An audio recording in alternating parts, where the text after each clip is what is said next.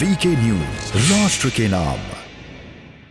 नमस्कार, स्वागत है आपका वीके न्यूज में। मुनव्वर राना की पलायन की धमकी के बाद यूपी के सियासत में जबरदस्त खलबली मची हुई है। एक तरफ तो विपक्ष को मौका मिल गया है, दूसरी तरफ मुनव्वर राना ने कैराना का जिक्र करके विशेष समुदाय की पीड़ा बता रहे हैं। वहीं बीजेपी के साथ साथ अब हिंदू संतों का भी गुस्सा उन पर फूट पड़ा है। आवाज उठी है रामनगरी से। जी हाँ, अयोध्या के साधु संतों ने कहा है कि उन्हें पलायन की तैयारी शुरू कर देनी चाहिए।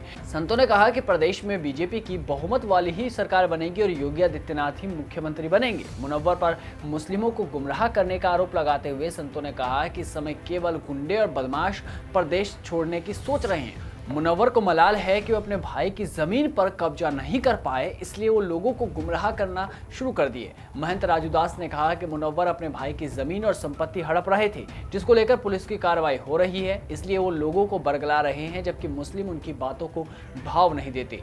राजू दास ने कहा कि उत्तर प्रदेश का मुसलमान जागरूक हो चुका है। मुनव्वर को तकलीफ है कि मुख्यमंत्री योगी कैसे बन जा रहे हैं, ऐसे लोगों से सावधान रहने की जरूरत है। तो वहीं रामलला के प्रधान पुजारी सत्येंद्र दास ने कहा कि मुनव्वर राना ने जो कहा है उसको करना चाहिए, क्योंकि सरकार बीजेपी की ही बन रही है और मुख्यमंत्री भी योगी आदित्यनाथ ही बनेंगे, इसमें कोई संशय नहीं है। उन्होंने कहा कि इसकी तैयारी उन्हें शुरू करते हुए अपना बोरिया बिस्तर बांध लेंगे तो ज्यादा अच्छा होगा। बता दें कि शनिवार को मुनव्वर राना ने कहा था कि अगर योगी आदित्यनाथ फिर से मुख्यमंत्री बनेंगे तो वो पलायन कर जाएंगे। उन्होंने यहाँ तक कह दिया था कि 5 साल तो हम बच गए, लेकिन अगले 5 साल में जिंदा नहीं बचेंगे।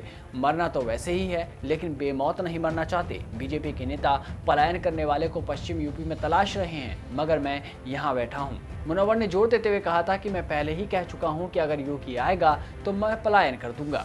अब इस बात को स्पष्ट तौर पर नोट कर लिया जाए। अब देखना होगा कि 10 मार्च को बाद क्या सच में मुनव्वर यूपी से निकल लेंगे या फिर बाकी वामपंथियों की तरह ये भी सिर्फ एक घिसी पिटी स्क्रिप्टिंग का हिस्सा है और कुछ नहीं। इस रिपोर्ट में बस इतना ही। देश और दुनिया की तमाम बड़ी खबरों से जुड़े रहने के लिए बने रहिए वीके न्यूज के साथ। नमस्कार। ये है ड्रीम मीडिया नेटवर्क और आप देख रहे हैं देश का पहला 24/7 digital news channel VK news, राष्ट्र के नाम।